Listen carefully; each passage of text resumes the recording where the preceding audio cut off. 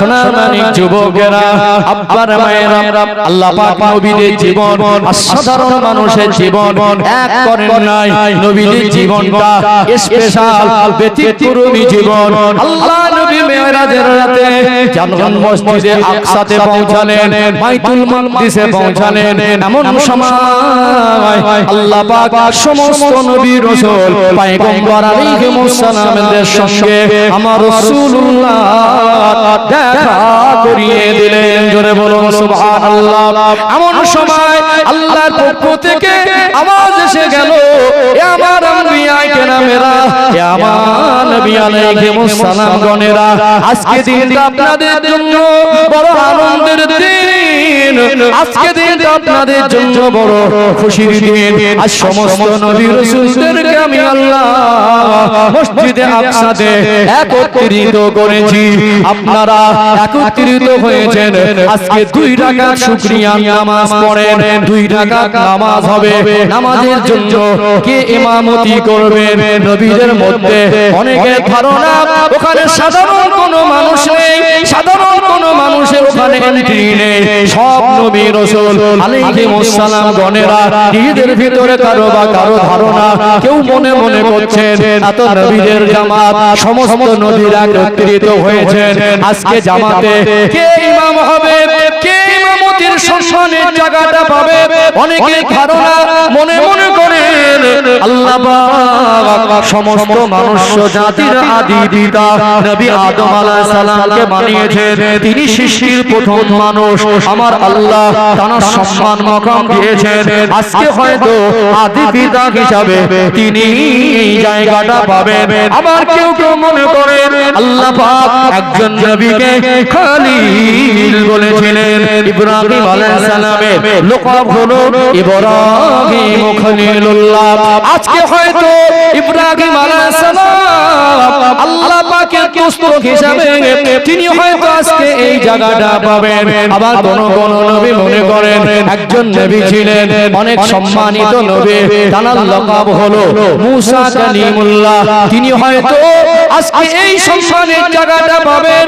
আর একজন হয়তো ঈসা রূহুল্লাহ, তিনি বিনা বাপের সন্তান, আল্লাহর কাছে অসম্ভব কিছু নয়, তিনি হয়তো ইমামতির জায়গা পাবেন। কিন্তু ইমামতির জায়গায় কে যাবেন?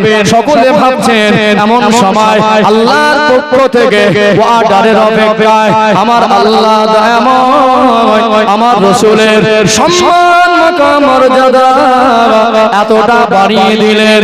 আমার আল্লাহর পক্ষ থেকে আওয়াজ এসে গেল, ও ফেরেশতা জিবরাইল, আজকে দিনে নবীদের জামাত হবে। নবীদের জামাতে কে ইমামতি করবেন? কেউ ইমামতের জায়গায় যাচ্ছে না। আপনি আমার হাবিবকে বলুন, আজকে নবীদের জামাতে আমি আল্লাহ আমার প্যারা হাবিব আমার রাসূলকে ইমাম নিযুক্ত করলাম। যদি বলেন আল্লাহ ফেরেশতা হযরত জিবরাইল আমিন বলতে লাগলেন, ইয়া রাসূলুল্লাহ, ইয়া হাবিবাল্লাহ, গ্রিন সিগন্যাল এসে গেছে, যান যান, অপেক্ষা করবেন না। আজকে আপনি মসজিদে আকসাতে সমস্ত নবীদের নিয়ে ইমাম হয়ে নামাজ পড়াবেন। আল্লাহ আপনাকে ইমাম নিযুক্ত করেছেন। আমার আল্লাহ তার হাবিবকে সমস্ত নবীদের ইমাম বানিয়ে ইমামুল আম্বিয়া করেছেন। আল্লাহ পাক নবীদের ইমাম বানিয়েছেন আমাদের রাসূলকে। এইজন্য আমাদের রাসূলের একটা লকাব হলো ইমামুল আম্বিয়া, নবীদের ইমাম। নবীদের ইমামুল আম্বিয়া বাংলা অর্থ হলো নবীদের ইমাম, নবীদের নেতা, নবীদের নবী। যে কথা বলছিলাম সাধারণ মানুষের জ্ঞান, সাধারণ জ্ঞান, আর নবীদের জ্ঞান হলো ওহীর জ্ঞান, আল্লাহ প্রদত্ত জ্ঞান। কি জ্ঞান? আল্লাহর পক্ষ থেকে পাওয়া স্পেশাল জ্ঞানে তারা জ্ঞানান্বিত। সাধারণ মানুষের কোন সিদ্ধান্ত, কোন কথায় ভুল পাওয়া যেতে পারে, নবীদের কথায় ভুল থাকে না। আমরা আহলে সুন্নাত ওয়াল জামাতের আকীদার মানুষ এখন ফটফট করে অনেকে বলে ফেলে অমুক নবী এই ভুলটা করেছে। এই সমস্ত চক্রান্তে পা দেবেন না। প্রত্যেকটা কুল্লু নবী মাসুম, প্রত্যেকটা নবী হলো গুনাহ থেকে পবিত্র। ধরে বলুন সুবহানাল্লাহ। প্রত্যেকটা নবী হলো গুনাহ থেকে পবিত্র। নবীদের জীবনে যদি কিছু আল্লাহ ঘটায়, সেটা সাধারণ মানুষ যে ভুল করলে ওটা ভুল, ওই ভুলের সঙ্গে কোনো কিছু নবীদের জীবনী নিয়ে তুলনা করা যাবে না। এটা যদি কেউ তুলনা করে সেটা মূর্খামি ছাড়া আর অন্য কিছু নয়। এইজন্য আমরা আহলে সুন্নাত ওয়াল জামাতের আকীদার মানুষ, তো নবীদের সম্পর্কে আমাদের আকীদা হলো প্রত্যেকটা নবী হলো গুনাহ থেকে পবিত্র। প্রত্যেকটা নবী হলো কি? এখানে একটা জিনিস ক্লিয়ার করি। মুসা আলাইহিস সালাম খুব রাগী নবী ছিলেন না? যেদিন নবী ছিলেন, একদিন আদম আলাইহিস সালামের সঙ্গে কথোপকথন হচ্ছে। নবীদের জগতে সম্ভব, যেটা আমি বলছিলাম যে আল্লাহ রাসূল যখন মেরাজের রাতে যাচ্ছিলেন, মুসা আলাইহিস সালামকে তার কবর মোবারকে, রওজা মোবারকে নামাজ পড়তে দেখছেন। আবার যখন মসজিদে আকসা গেলেন, সেখানে গেলে সব নবীরা এক জায়গায়। আবার যখন গগনে পাড়ি দিলেন, প্রথম আসমানে গেলেন হযরত নবী আদম আলাইহিস সালামের সঙ্গে দেখা হলো। দ্বিতীয় আসমানে গেলেন হযরত নবী ঈসা আলাইহিস সালাম, ইয়া আলাইহিস সালামের সঙ্গে দেখা হলো। তৃতীয় আসমানে গেলেন হযরত নবী ইউসুফ আলাইহিস সালামের সঙ্গে দেখা হলো। চতুর্থ আসমানে গেলেন হযরত নবী ইদ্রিস আলাইহিস সালামের সঙ্গে দেখা হলো। পঞ্চম আসমানে গেলেন হযরত নবী হারুন আলাইহিস সালামের সঙ্গে দেখা হলো। ষষ্ঠতম আসমানে গেলেন হযরত নবী মুসা আলাইহিস সালামের সঙ্গে দেখা হলো। সপ্তম আসমানে গেলেন হযরত নবী ইব্রাহিম আলাইহিস সালামের সঙ্গে দেখা হলো। বুঝতে পারছেন নবীদের জগৎ, নবীদের জীবন আমাদের মতো সাধারণ এক করে দেখা যাবে না। তাহলে যে মুসা আলাইহিস সালামকে তার কবর মোবারকে নামাজ পড়তে দেখছেন, সেই মুসা আলাইহিস সালামের সঙ্গে নামাজ আদায় করছেন বাইতুল মাকদিসে, আবার সেই মুসা আলাইহিস সালামের সঙ্গে দেখা হচ্ছে ষষ্ঠ আসমানে। সম্মানিত ভাইরা, একদিন মুসা আলাইহিস সালাম আদম আলাইহিস সালামকে বলছেন, আদি পিতা তো একটা বাপ বেটা সম্পর্ক, বলছেন আপনি যদি জান্নাতে ওই আল্লাহর নিষিদ্ধ ফলটা যদি না খেতেন, আমরা জান্নাতে থাকতাম, দুনিয়ায় আশা হতো না। আপনার ভুলের কারণে, ভুলটা ভাষায় বলছে না যে আপনার কারণে আমরা দুনিয়া এসেছি, একটা মানে অভিযোগ করা, কাউকে আক্রমণ করা, এইরকম ভাষায় কোনো একটা সম্মানসূচক ভাবে একটা কথোপকথন হয় না। একটা মন থেকে আপনি যদি জান্নাতে ওই ফলটা না খেতেন, তাহলে আজকে আমাদের এখানে আসতে হতো না, দুনিয়া সব জান্নাতে থাকতাম। এটা আপনার কারণে। আদম আলাইহিস সালাম উত্তর দিচ্ছেন যে আমার কারণে সবাই মানুষ দুনিয়া এসেছে, এটা তোমাকে কে বলেছে? আর জান্নাতের ভিতরে ওই নিষিদ্ধ গাছের ফল আমি খেয়েছি, এটা তোমাকে কে বলেছে? বাপটার কথা হচ্ছে, বুঝতে পারছেন? মুসা আলাইহিস সালাম বলছেন আল্লাহ আমাকে যে তাওরাত কিতাব নাযিল করেছে, তো তাওরাত কিতাবের মধ্যে আমি পেয়েছি। আদম আলাইহিস সালাম বলছেন তাওরাত কিতাব কবে লেখা হয়েছে? মানুষের তাকদীরকে আল্লাহ লিখেছেন, মানুষের তাকদীরকে আল্লাহ লিখেছেন দুনিয়া সৃষ্টির 50,000 বছর আগে। কত বছর আগে? তাওরাত, জবুর, ইনজিল, কোরআন লৌহে মাহফুজে আল্লাহ সংরক্ষণ করেছেন দুনিয়া সৃষ্টির আগে। বলে আগে আল্লাহ ওই মানে লৌহে মাহফুজ তৈরি করেছেন না আগে তো আমাকে আমি যে গন্ধম বলকে সেটা আগে ঘটেছে? আগে আল্লাহ লৌহে মাহফুজ তৈরি করেছেন। কথা কি বুঝতে পারছেন? এইজন্য আমরা আহলে সুন্নাত ওয়াল জামাতের আকীদার মানুষ, আমরা নবীদের সম্পর্কে ধারণা করি, নবীদের সাধারণ মানুষ যেরকম ভুল করে এটা ভুল করেছে, এটা অন্যায় করেছে, আমরা নবীদের ক্ষেত্রে সাধারণ মানুষের কোনো কারোর সঙ্গে তুলনা করব না। এটা আমাদের সহিহ শিক্ষা। কথা কি বুঝতে পারছেন?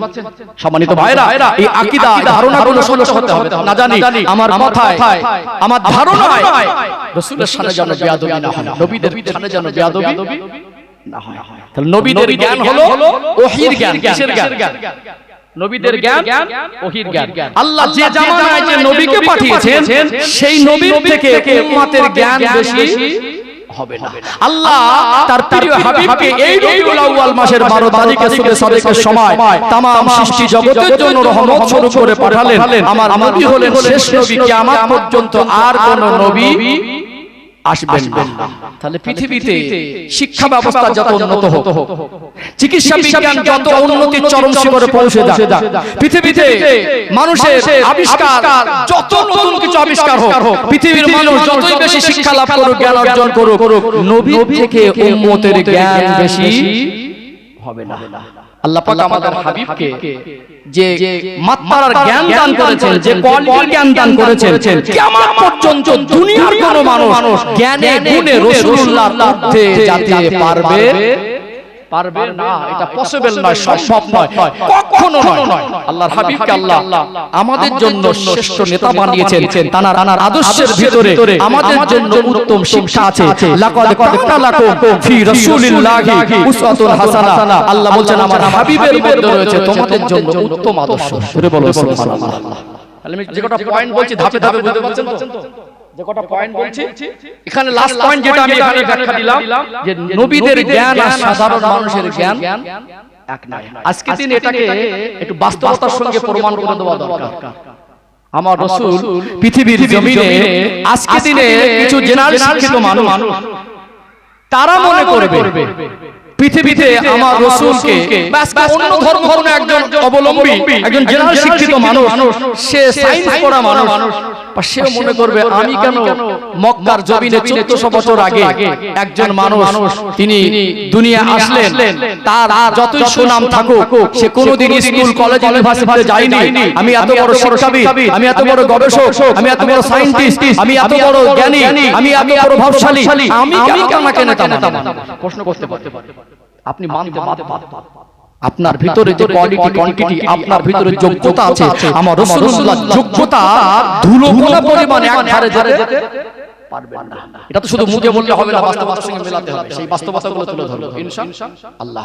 মনে রাখবেন পৃথিবীতে আজকে মানুষ যাদেরকে সম্মানের চোখে দেখে, আজকে যারা রাষ্ট্রপ্রধান, প্রত্যেকটা রাষ্ট্রের যারা উচ্চ পদস্থ রাষ্ট্রের পরিচালকের দায়িত্ব পালন করে, সে রাষ্ট্রতন্ত্র হলে রাজা আর গণতন্ত্র হলে রাষ্ট্রপ্রধান, প্রধানমন্ত্রী, রাষ্ট্রপতি, এদের সম্মান দেশবাসীর কাছে আছে না? আছে না? পৃথিবীতে যারা বড় বড় ডক্টর তাদের প্রতি সম্মান আছে না? আছে না? পৃথিবীতে যারা বড় বড় শিক্ষাবিদ তাদের প্রতি সম্মান আছে না? আবিষ্কার। মনে রাখতে হবে আমার রাসূলের থেকে বড় ডক্টর কিয়ামত পর্যন্ত জন্ম হবে না। আমার রাসূলের থেকে বড় শিক্ষাবিদ, মহান শিক্ষক কিয়ামত পর্যন্ত আর কেউ জন্ম হবে না। আমার রাসূলুল্লাহ থেকে বড় বৈজ্ঞানিক কিয়ামত পর্যন্ত আর কেউ জন্ম হবে না। এবার আপনার মনে প্রশ্ন হবে আমার রাসূলের জীবনের বিজ্ঞানের কি আছে? প্রমাণ করে দেব কয়েকটা পয়েন্ট ইনশাআল্লাহ। ও ভাইজানেরা, সোনার মানিক যুবকেরা, আব্বার মায়েরা, আমরা এমন একজন শ্রেষ্ঠ নবীর উম্মত, আল্লাহ পাক আমার আপনার হাবিবকে এই দুনিয়া জমিনে মানুষ জাতির জন্য শুধু নয়, তামাম সৃষ্টি জগতের জন্য রহমত স্বরূপ করেছেন, রাহমাতাল লিল আলামিন করেছেন। আমার নবী তামাম মানুষ জাতির শিক্ষক, আমার নবী তামাম মানুষ জাতির নেতা, আমার নবীকে আল্লাহ যে যোগ্যতা দিলেন তামাম মানুষ জাতির জন্য, আমার আল্লাহ আমার নবীকে মহান নেতা বানিয়েছেন। জোরে বলুন সুবহানাল্লাহ। আজকে দিনে যারা শিক্ষিত মানুষ, আজকে দিনে যারা বড় বড় বিশ্ববিদ্যালয়ে যারা শিক্ষকতা করে, একজন অধ্যাপক, একজন বড় মানের টিচার, আজকে দিনে যারা হাই স্কুলের শিক্ষক, প্রাইমারি স্কুলের শিক্ষক, এই সাধারণ শিক্ষক আর আমার রাসূলুল্লাহর সঙ্গে তুলনা করা কিয়ামত পর্যন্ত যাবে না। আজকে গোটা পৃথিবীর মানুষকে চ্যালেঞ্জ করে বলুন, এমন একজন শিক্ষক আজকে বুকে হাত দিয়ে বলুন, আমার প্রত্যেকটা ছাত্র অথবা ছাত্রী, আমি তাদের শিক্ষক হওয়ার সুবাদে আমার সহবাতে এসে, আমার সান্নিধ্যে এসে, আমার কাছে ক্লাস করার পরে তার জীবনের পবিত্রতা তৈরি হয়েছে, সেই ছেলেটা সে জীবনে অন্যায় করে না, সেই ছাত্রীটা তার জীবনে কোনো অন্যায় নেই, এই কথা বলার ক্ষমতা পৃথিবীর কোন শিক্ষকের কি আছে? আছে কি? আছে? বিশ্ববিদ্যালয়ের ভিতর থেকে সব মদের বোতলগুলো, মদের বোতলের পাহাড় বের হচ্ছে। একটু হাগুদা ছাত্রদের শিক্ষক করিয়ে ছেড়ে দিচ্ছে, পরে গিয়ে দেখা যাচ্ছে ছাত্রটা আরেকজনের মেয়েকে নিয়ে পালিয়েছে। ঠিক বলছি না? আমি নিজে দৌড়া হাদিস পড়তে একটা মাদ্রাসায় 10 বছর শিক্ষকতা করেছি, যেখানে মাওলানা কমপ্লিট হয়। আমি গুলতার থেকে পড়াশোনা করেছি। বিশ্বাস করুন আজকে দিনে শিক্ষকতা করা আরো টাফ। আমাদের সময় তো শাসন ছিল, আমাদের সময় ছাত্র আর শিক্ষকের মধ্যে যেমন আন্তরিক সম্পর্ক ছিল, ঠিক তেমনি শাসন ছিল। শাসন করত, শাসনের ভিতরে একটা মায়া থাকতো। আমি আমার শিক্ষকতার যোগ্যতা থেকে আমি মাঝে মাঝে বলি, আমি 10 বছর অনেক কিছু শিক্ষকতা জীবন থেকে শিখেছি। 10 বছর এমন ছাত্রদের পড়িয়েছি যারা বিয়ের যোগ্য, বিবাহ দেওয়ার মতো হয়ে গেছে, এরকম ছাত্রদের পর্যন্ত আমি পড়িয়েছি। আমি বলি ওই ছাত্রকে শাসন করার অধিকার তোমার নেই যাকে তুমি ভালোবাসতে পারো না, অতটুকু শাসন করো যতটুকু তুমি ভালোবাসো। তো রিঅ্যাকশন হবে, কি হবে? ভালো যদি মনে মনে দুটো শাসন যদি করো, তার থেকে ভালোবাসাটা বেশি দাও, ওই ভালোবাসার শাসনটা সে মন থেকে মুছে ফেলবে। আর না তো উল্টো রিঅ্যাকশন হবে। কি হবে? রিঅ্যাকশন হবে। সম্মানিত ভাইরা, পৃথিবীতে আজকে যতই বড় শিক্ষাবিদ শিক্ষক হোক বলতে পারবে আমি আমার ছাত্রকে এমন বানিয়েছি, আমার প্রত্যেকটা ছাত্র নিখুঁত। বলতে পারবে প্রত্যেকটা ছাত্র নিখুঁত, বলার ক্ষমতা আজ কারোর নেই।